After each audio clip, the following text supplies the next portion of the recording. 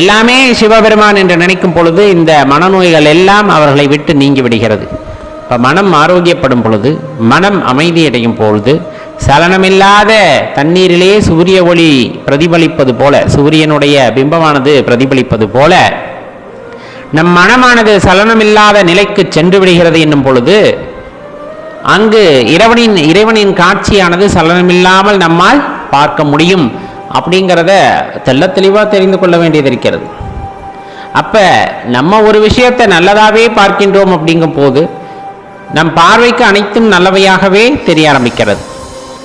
எந்த ஒரு இடத்துல இந்த உலகத்தில் இருக்கவங்க எல்லாம் கெட்டவங்க, நான் மட்டும்தான் நல்லவங்கிற எண்ணம் நம் மனதிற்குள் வருகிறதோ, பார்க்கின்ற எல்லா பொருட்களையும் தீயவனாகவோ கெட்டவையாகவோ பார்க்கின்ற எண்ணம் வருகிறதோ, அப்பொழுதே நாம் ஆன்மீகத்தில் தோர்த்து விட்டோம் அப்படிங்கிறத தெரிஞ்சுக்குங்க. இது ஒரு பக்கம். இந்த குழந்தையோட அன்பு போல இருக்கணும். இறைவன் நம் பக்தியை ஏற்றுக்கொள்ள வேண்டும் என்றால் குழந்தை போல நாம் பக்தி செய்ய வேண்டும், பெரியவர்கள் போல அல்ல. குழந்தைக்கு பொய் சொல்ல தெரியாது, குழந்தைக்கு பயம் இருக்காது. குழந்தையிடம் இருப்பது ஒன்றே ஒன்றுதான் அன்பு அப்படிங்கிற விஷயம். அப்ப ஒரு குழந்தையிடம் போய் இறைவனுக்கு அமுதுபடை அப்படின்னு சொன்னா, அம்மா குழந்தைக்கு ஊட்டுற மாதிரி அந்த குழந்தை தெய்வத்துக்கு ஊட்டும். அந்த இடத்துல எதையும் எதிர்பார்க்காத அன்பு அப்படிங்கிறது அது. அதே போலத்தான் உண்மையான அன்பு எப்படி இருக்க வேண்டும் என்றால் குழந்தையை போல இருக்க வேண்டும். உண்மையான பக்தி எப்படி இருக்க வேண்டும் என்றால் குழந்தையை போல இருக்க வேண்டும். ஐயனை நம்ம வழிபடுறோம், அதற்கான பலன் கிடைக்கணும் அப்படிங்கிறது கண்டிப்பாக எல்லாத்து மனசுக்குள்ளேயும் இருக்கிற ஒரு விஷயம்தான், இல்லைன்னா சொல்லவே முடியாது. பலனை நம்ம எப்படி எதிர்பார்க்கிறோம்? அடியார் பெருமக்கள் எதிர்பார்க்கின்ற பலன் எப்படியாவது உன் திருவடியிலே இருக்க ஒரு இடம், அது தூசியாக இருக்கட்டும் துரும்பாக இருக்கட்டும், அந்த அளவுக்கு என்ன நீ நினைச்சு உன் திருவடியில ஒரு இடம் கொடுத்தாலும் போதும், அந்த நிழலிலே நான் இளைப்பாறினால் போதும் அப்படிங்கிற அந்த எண்ணம் எப்படியோ எல்லாத்துக்குள்ளேயும் வந்துடுது. அதுவும் கிட்டத்தட்ட ஆசை தானே. அதுவுமே இருக்கக்கூடாது அப்படிங்கிறது தான் நம்ம இயல்பா தெரிந்து கொள்ள வேண்டிய விஷயம். எதையும் எதிர்பார்க்காத உண்மையான அன்பை செலுத்து, இறைவன் மீது உண்மையான அன்பை செலுத்து. அப்பதான் உண்மையாலுமே அந்த பக்திக்கான அடையாளம் அப்படிங்கிறது நமக்கு தெரியும். இறைவன் தன்மையவன் அப்படிங்கிறது அப்பதான் தெரியும் அப்படின்னு சொல்லுவாங்க. இயல்பா பார்த்தோன்னா இந்த அமைதி அப்படின்னு சொல்றோம் இல்லையா, மௌன விரதம்னு சொல்லுவாங்க. அந்த மௌன விரதத்திற்கு ஆற்றல் அதிகம். பேசப்பட்ட வார்த்தையை விட, பேசுகின்ற வார்த்தையை விட பேசாத வார்த்தைக்கு சக்தி அதிகம் அப்படின்னு சொல்லுவாங்க. பேசாத வார்த்தை அப்படிங்கிறது இந்த இடத்துல மௌனத்தை குறிக்கக்கூடியது. பெரும்பாலும் மௌனமாக இருந்து விடுங்கள் அப்படின்னு தான் சொல்லுவாங்க. அடியார் கூட்டத்தோட சேர்றோம்னா இறைவனோட அருமை பெருமைகளை பேசி மகிழ்ந்து கொண்டிருப்போம். அப்ப மனமானது மகிழ்ச்சியாக இருக்கும். தேவையில்லாத ஒரு இடத்துல இருக்கிறோம், அப்ப நம்ம பேசணும்னு விருப்பப்படுறோம்.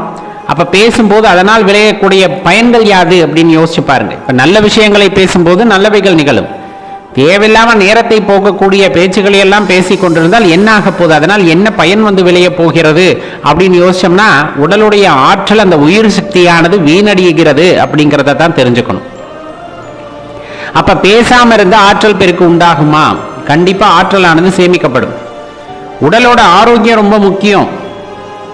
ஊன் உடம்பு ஆலயம். சொல்ல போனா இப்ப நம்ம இறைவனை உணர வேண்டும் என்று நினைக்கின்றோம். இறைவனை உணர வேண்டும் என்றால் இந்த ஊனுடம்பு, ஆலயமாகி இந்த ஊனுடம்பு ஆரோக்கியமாக இருத்தல் தேவை. நோய் நொடியா இருக்கும்போது இறைவனை நினைப்போம், ஆனா உடல் நல்லா இருந்த அளவுக்கு நம்மால நினைக்க முடியுமா? அந்த மந்திர ஜபம் செய்ய முடியுமா? எழுந்து அமர முடியுமா? பூஜை புனஸ்காரங்கள் செய்ய முடியுமா? ஓரளவுக்கு செய்யலாமே தவிர நம்ம இயல்பா செய்த அளவுக்கு முடியாது, உடல்நிலை ரொம்ப மோசமாகிவிட்டால். அப்ப உடல்நிலை ரொம்ப முக்கியம். ஊன் உடம்பு ஆலயம் அப்படிங்கிற ஞாபகம் வச்சு உடல் பராமரிப்பும் ரொம்ப முக்கியமான விஷயம். அது ஒரு பக்கம் இருந்தாலும் நம்ம உடலிலே சேமிக்கப்படுகின்ற ஆற்றல்கள் ரொம்ப ரொம்ப முக்கியமான விஷயம். உடலிலே சேமிக்கப்படுகின்ற ஆற்றல் அப்படிங்கிறது ரொம்ப முக்கியம். ஏன் இவ்வளவு அழுத்தி இதை சொல்ல வேண்டியது இருக்கு அப்படின்னா, உயிர் சக்தி தான் இந்த உடலை இயக்குகிறது. இந்த உயிர் சக்தி வீணடைவதற்கு பல வழிகள் இருக்கின்றன. அதுல நம்ம தொடர்ந்து பேசிக்கொண்டே இருத்தலும் ஒரு வழி. நம்ம உயிர் சக்தியை வீணடிக்கணும் அப்படின்னு நினைச்சா தொடர்ந்து பேசிக்கிட்டே இருந்தோம்னா உயிர் சக்தி வீணாகும். அப்படி வீணடைகின்ற உயிர் சக்திக்கு தக்கவாறு பலன் நமக்கு வந்து சேர்ந்துருச்சுன்னா, பலன் என்ன, மனசுக்கு ஒரு மகிழ்ச்சி வந்து உண்டாகிறது அப்படின்னா வீணான சக்தியை கூட நம்ம ஓரளவுக்கு ஏத்துக்க முடியும்.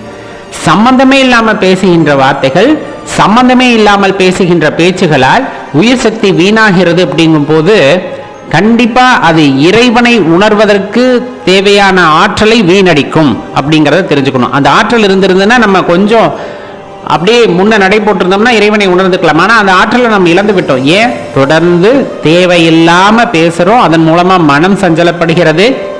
மனம் சஞ்சலப்படுவதன் மூலமாக ஒரு உயிராற்றல் அந்த இடத்துல விரயமாகிறது.